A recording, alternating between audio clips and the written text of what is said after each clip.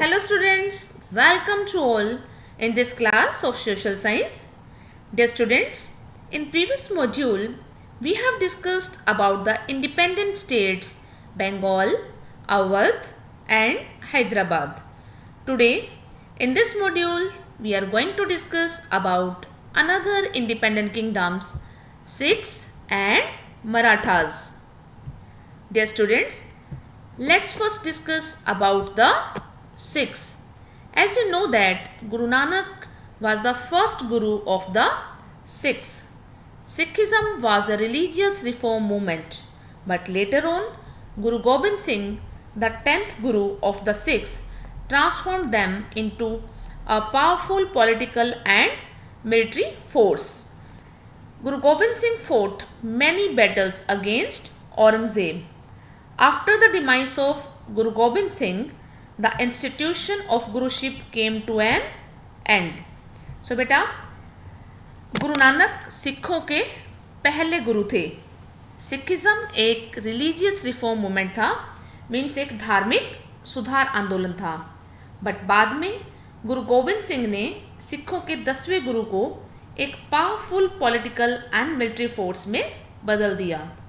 गुरु गोबिंद सिंह ने औरंगजेब के अगेंस्ट कई लड़ाइयाँ लड़ी, बट गुरु गोबिंद सिंह की डेथ के बाद गुरुशिप का एंड हो गया और यू कैन से गुरुत्व की संस्था समाप्त हो गई.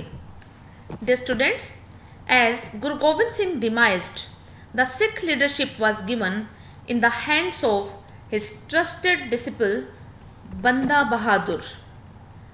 Under the leadership of Banda Bahadur tried to unite the peasants and the people of lower caste, and Banda Bahadur waged an unequal war against Mughals, but he could not succeed it. The upper caste of Punjab turned against Banda Bahadur and joined against him. गुरु गोबिंद सिंह की death के बाद six leadership उनके trusted disciple या विश्वसनीय शिष्य बंदा बहादुर के हाथों में दे दी गई. बंदा बहादुर की लीडरशिप में पीजेंट्स और लोअर कास्ट पीपल को यूनाइट यानी एकजुट करने की कोशिश की गई. बट बंदा बहादुर को मुगल के अगेंस्ट असमान उन्होंने युद्ध छेड़ दिया, बट वो फेल हो गए. पंजाब में अपर कास्ट उनके अगेंस्ट थे, सो अपर कास्ट के लोग अपने ओपोनेंट्स यानी विरोधियों के साथ शामिल हो गए. Dear students, Nadir Shah and Ahmad Shah Abdali plundered North India. These invasions provided an opportunity to the Sikhs, looted the wealth and collected their army and fortified themselves into a strong Sikh states. Sikh took over Punjab and Jammu. So Nadir Shah और अहमद शाह अब्दाली ने north India को लूटा.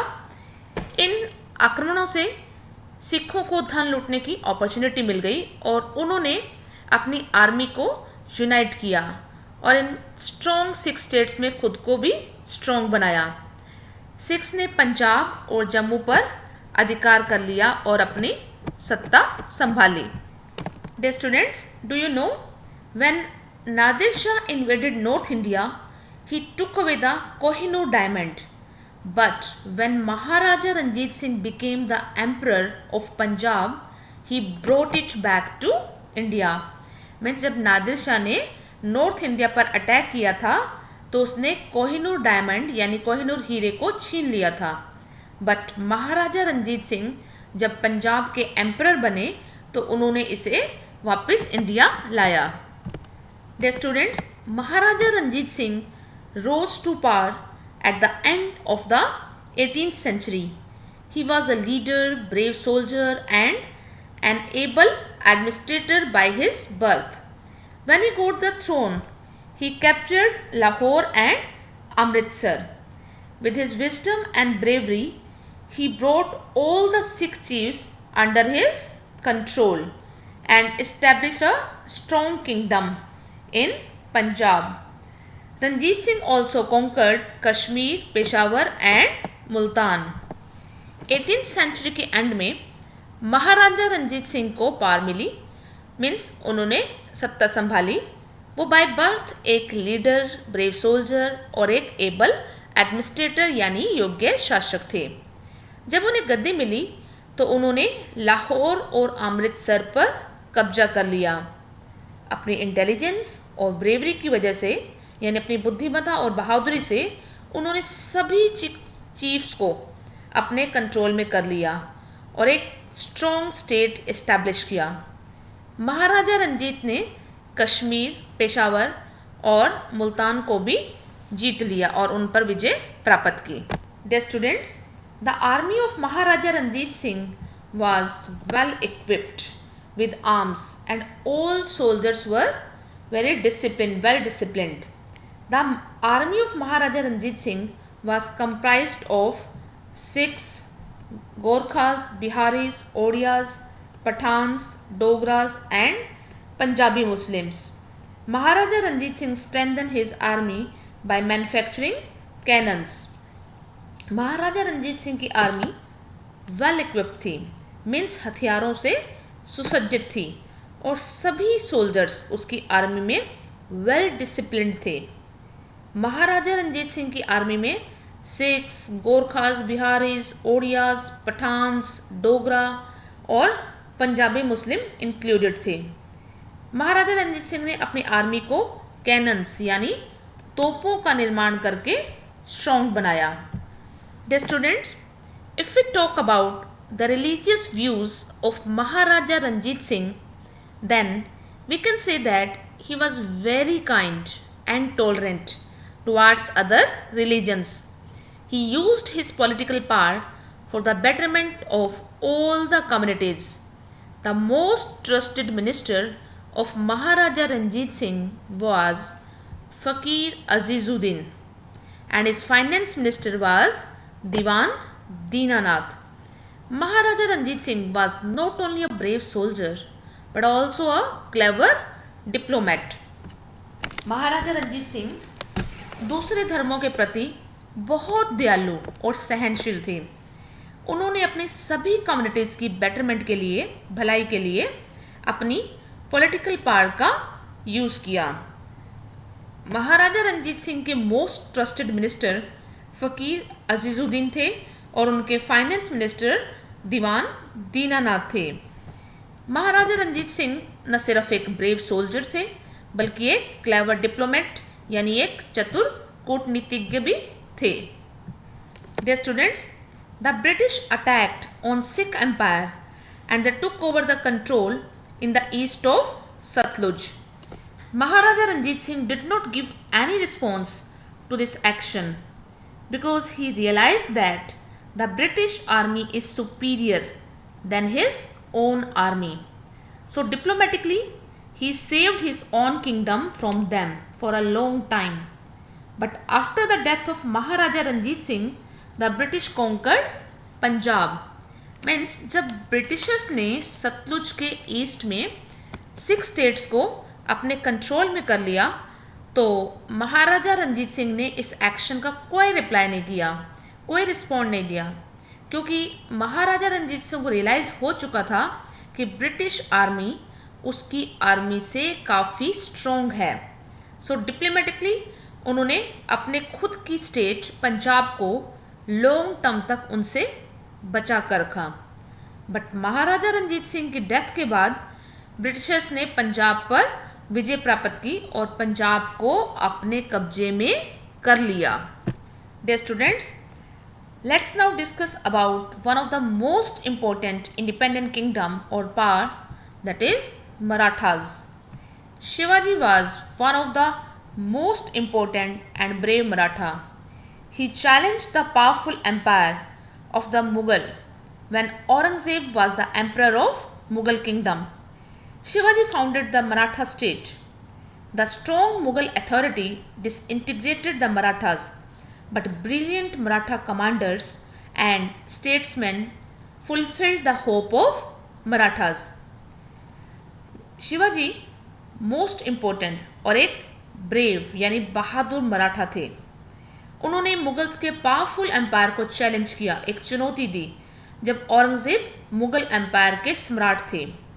शिवाजी ने Maratha state establish किया. Strong Mughal authorities ने मराठास को disintegrate यानी विघटित कर दिया और उनकी पावर को बिखेर कर रख दिया। बट ब्रिलियंट मराठा कमांडरों और राजनेताओं ने मराठों की होप को पूरा किया। Dear students, under the leadership of Shivaji, Maratha became a major political power in India. They attacked Delhi in 1760 and successfully captured it. Maratha could not replace the Mughal Empire due to the lack of unity and well-organized programs. Maratha continuously engaged in wars with Mughals and finally gave a blow to the Mughal Empire. Means Shivaji की leadership में मराठास एक major political power के रूप में उभरे। उन्होंने 1760 में दिल्ली पर अटैक किया और सक्सेसफुली उसे अपने कब्जे में कर लिया। मराठास जिनमें यूनिटी की कमी थी, मीन्स यूनिटी और वेल ऑर्गेनाइज्ड प्रोग्राम्स की कमी की वजह से, यानी उनमें एकता नहीं थी और प्रॉपर प्लानिंग न होने की वजह से मुगल एम्पायर की वो जगह नहीं ले सके। बट मराठास कॉन्टिन्यूसली मुगलों के साथ युद्ध में लगे रहे और लास्ट में उन्होंने मुगल साम्राज्य को एक बहुत बड़ा झटका दिया और मुगल एम्पायर को डिस्ट्रॉय कर दिया। Dear students, let's know more about Shivaji. Shivaji was not only an able administrator but also an efficient military commander. His mother name was Jijabai. From the childhood, she instilled patriotism. Shivaji with patriotism. When Shivaji founded the Maratha kingdom, he captured the forts of Torana and Purandar and fought numerous battles against Bijapur and the Viceroy of Deccan. Shivaji न सिर्फ एक able और योग्य administrator थे बल्कि एक efficient military commander भी थे। उनकी माँ का नाम जीजाबाई था। बचपन से ही उन्होंने शिवाजी को पैट्रियोटिज्म यानी देशभक्ति से ओतप्रोत किया।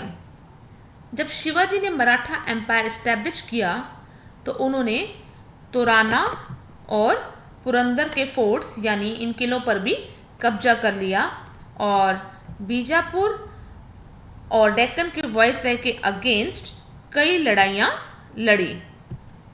Dear students, in our previous chapter we have read about Aurangzeb and came to know that Aurangzeb sent Jai Singh to persuade Shivaji for a meeting with Mughal Emperor. The Mughal Emperor Aurangzeb wanted to imprison Shivaji, but Shivaji was very clever and trickily he managed to escape away from the prison along with his son Sambhaji. They escaped away by hiding themselves in fruit baskets.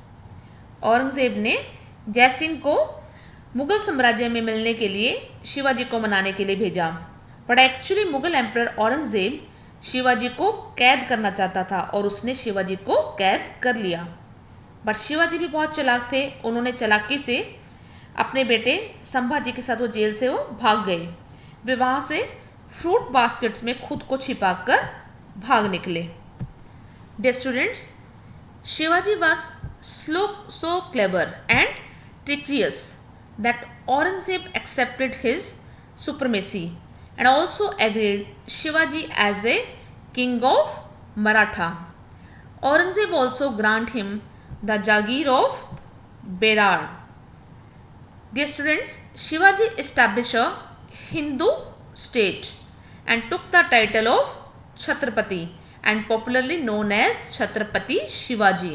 So बेटा, शिवाजी इतने clever थे कि औरंगजेब ने उनकी supremacy यानी सर्वोच्चता को accept कर लिया और शिवाजी को एज ए मराठा किंग भी एक्सेप्ट कर लिया। शिवाजी ने एक हिंदू स्टेट इस्टेब्लिश की और छत्रपति की उपाधि ली और वो छत्रपति शिवाजी के रूप में फेमस हुए और उन्हें आज भी छत्रपति शिवाजी के नाम से जाना जाता है।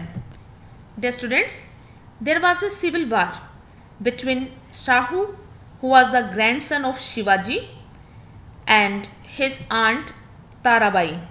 This civil war was divided Marathas' loyalty. The Maratha government saw a change under Balaji Vishwanath, who was the Peshwa or chief minister of King Shahu, and the role of Peshwa, or you can say increased. तो शिवाजी के पोते और उनकी चाची ताराबाई के बीच एक civil वार start हुआ जिसमें मराठा चीफ्स की वफादारी को डिवाइड कर दिया। मराठा गवर्नमेंट ने बालाजी विश्वनाथ की लीडरशिप में एक चेंज देखा, एक बदलाव देखा, जो कि किंग शाहू के चीफ मिनिस्टर या जो कि वो पेशवा थे, और पेशवा का रोल उस टाइम में काफ़ी बढ़ गया था। The Marathas expanded there parts over Malwa, Gujarat and parts of Bundelkhand. The Maratha forced the Nizam ul Mulk of Deccan to grant Chauth and Sardeshmukhi. The Marathas also continued to attack on Bengal. They forced the Nawab of Bengal to hand over Odisha. तो मराठास ने मालवा, गुजरात और बुंदेलखंड के कुछ parts पर अपनी power को expand किया। मराठा ने निज़ाम उल मुल्क को चौथ और सरदेशमुखी देने के लिए मजबूर किया, जो कि लैंड पर लगने वाले टैक्सेस थे। मराठों ने बंगाल पर कंटिन्यू अटैक किया और बंगाल के नवाब को उड़ीसा हैंडओवर करने के लिए मजबूर किया, यानी बंगाल के नवाब को उड़ीसा सौंपने के लिए उन्हें मजबूर कर दिया। Dear students, let's discuss about the economy of Marathas. The main source of Marathas' income was taxes like Chauth and Sardeshmukhi. Chauth was 1/4 of the land revenue. These taxes were collected from those territories which were not under the direct control of the king, and in return the Maratha provided protection. Sardeshmukhi was an additional tax of 10% which was demanded by Shivaji as he was the chief minister of Maharashtra. So dear students, मराठों के income का source चौथ और सरदेशमुखी जैसे taxes थे। चौथ जो कि land revenue का 1/4 part होता था, और इन टैक्सेस को ऐसी टेरिटरीज या ऐसे एरिया से कलेक्ट किया जाता था जो किंग के डायरेक्ट कंट्रोल में नहीं थे। बदले में मराठा उनको प्रोटेक्शन प्रोवाइड करते थे। सरदेशमुखी एक एडिशनल टैक्स था जो कि लैंड रेवेन्यू का 10% होता था, जिसे शिवाजी के थ्रू डिमांड किया गया था क्योंकि वो महाराष्ट्र के चीफ मिनिस्टर थे। If we talk about the administration, then the Maratha king had an efficient team of officers which ran the administration. When Shivaji was the head of Maratha, he had 280 forts under his possession. A Havaldar was appointed to control each fort and the surrounding territories. The army of Marathas was divided into different grades. The Shivaji's army was well known for guerrilla warfare, which suited them according to the topography of mountainous region. From the high mountain, a small group of soldiers could attack very easily the large enemy force, and after this attack, Maratha run away safely in the mountains. Maratha king के पास एक efficient officers team थी जो उनका administration smoothly चलाती थी। जब शिवाजी मराठास के chief थे तो उनके कब्जे में 280 फोर्ट्स थे, किले थे, और हर किले या फोर्ट और सराउंडिंग एरियाज को कंट्रोल करने के लिए एक हवलदार को अपॉइंट किया गया था। मराठास आर्मी को डिफरेंट ग्रेड्स में डिवाइड किया गया था। शिवाजी की आर्मी गुरिल्ला युद्ध के लिए काफ़ी फेमस थी, जो कि माउंटेनियस रीजन की टोपोग्राफी यानी स्थल आकृति के अकॉर्डिंग फेवरेबल थी, अनुकूल थी। हाई माउंटेन से सोल्जर्स का एक छोटा सा ग्रुप बड़े एनिमी ग्रुप पर इजीली अटैक कर सकता था और फिर सेफली दूर भाग सकता था। So dear students, today in this module we have studied two most powerful independent kingdoms, the Sikhs and the Marathas. In next module we will discuss about the Rajputs and Mysore. Thank you. Stay blessed. Stay happy.